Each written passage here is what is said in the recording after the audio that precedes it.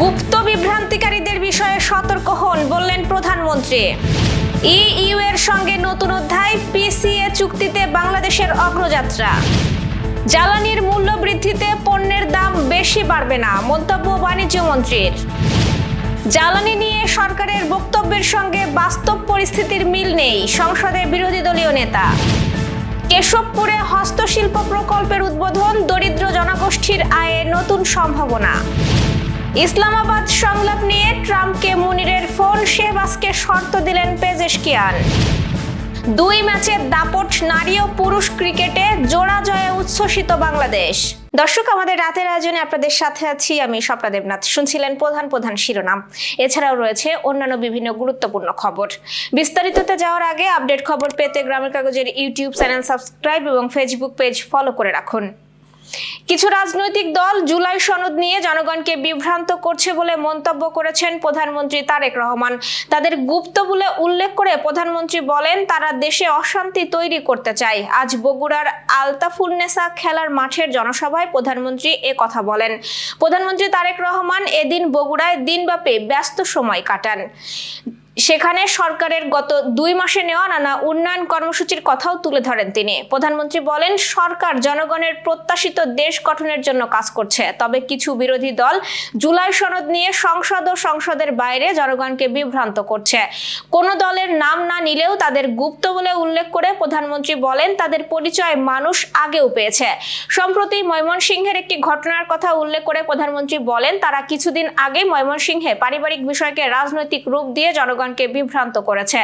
এই দলটি দেশে অশান্তি তৈরি করতে চায়। তারেক রহমান বলেন, এই দলটি 1971 সালে, 1986 সালের নির্বাচনের সময়, 1996 সালের নির্বাচনের সময় জনগণকে বিভ্রান্ত করার চেষ্টা করেছে। তাদের বিষয়ে জনগণকে সতর্ক থাকার আহ্বান জানায়। বাংলাদেশ ও ইউরোপীয় ইউনিয়নের মধ্যে সমন্বিত অংশীদারিত্ব ও সহযোগিতা চুক্তির প্রাথমিক স্বাক্ষর সম্পন্ন হয়েছে।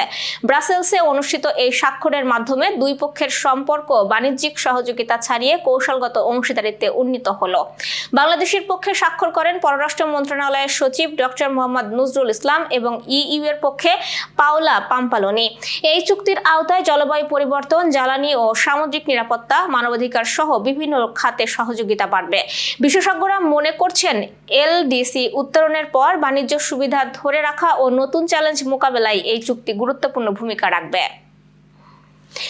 জ্বালানির মূল্যবৃদ্ধিতে পণ্যের দাম খুব বেশি প্রভাব পড়বে না বলে মন্তব্য করেছেন বাণিজ্য মন্ত্রী খন্দকার আব্দুল মুক্তাদির। তিনি বলেছেন, জ্বালানির দাম বৃদ্ধির কারণে যাতে মূল্যস্ফীতির প্রভাব বিভিন্ন খাতে না পড়ে সেই বিষয়ে সরকার সতর্ক রয়েছে।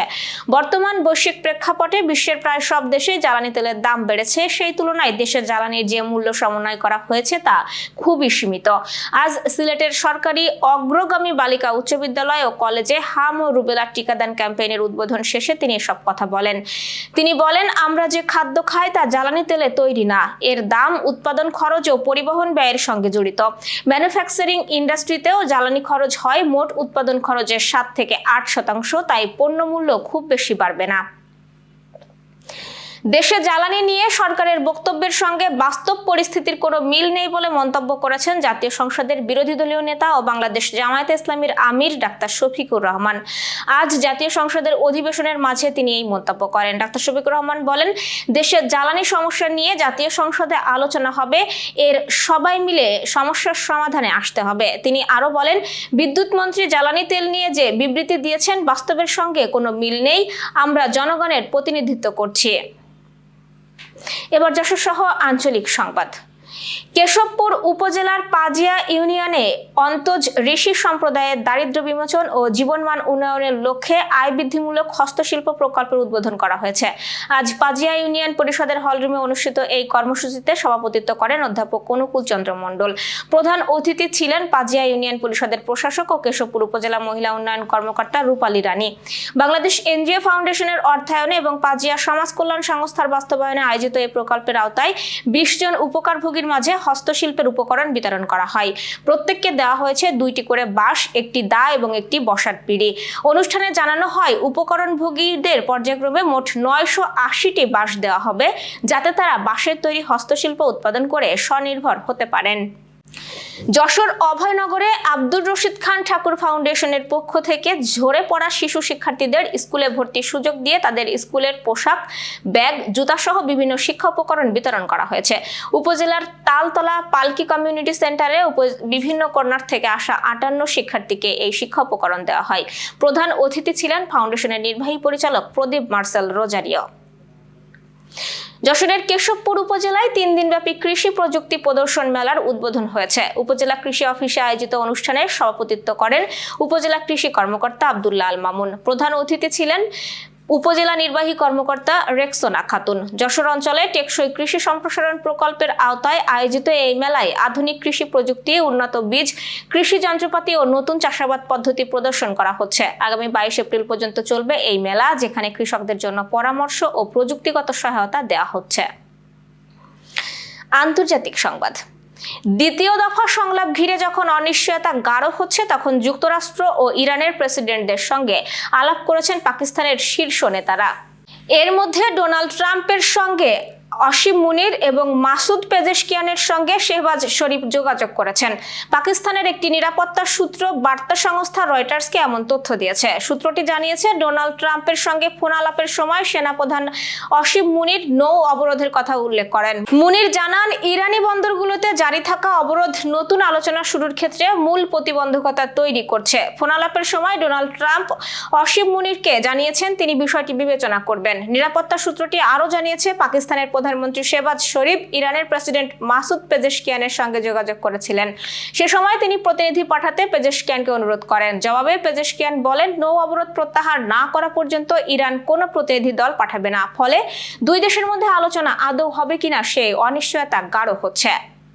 Renaissance hospital and diagnostic centre.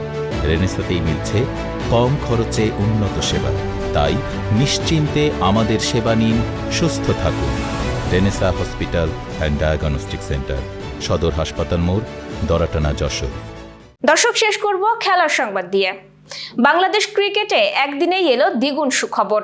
নারী ও পুরুষ দুই দলই জয়ের হাসি হেসেছে দাপটের সঙ্গে, যা দেশের ক্রিকেট প্রেমীদের মধ্যে নতুন উচ্ছ্বাস তৈরি করেছে।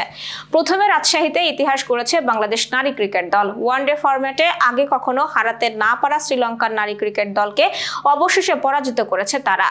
এই জয়ের নায়িকা শারমিন আক্তার সুপ্তা তার অসাধারণ 86 রানের ইনিংসে 206 রানের লক্ষ্য তাড়া করে 3 উইকেটের জয় পায় বাংলাদেশ।